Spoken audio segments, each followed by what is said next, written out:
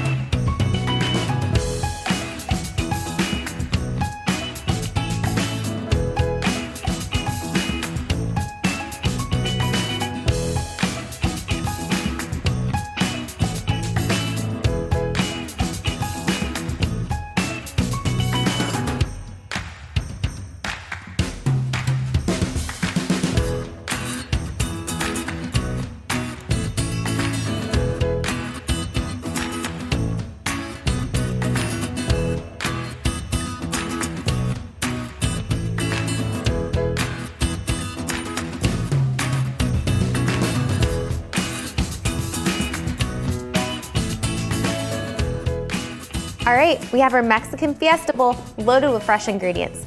This recipe makes 3 servings, so you can eat 1 now and save 2 for meal prep. This is also an awesome recipe for the family because everyone can make their own bowls and load it with their favorite ingredients. For this recipe and so many more, check out healthystepsnutrition.com.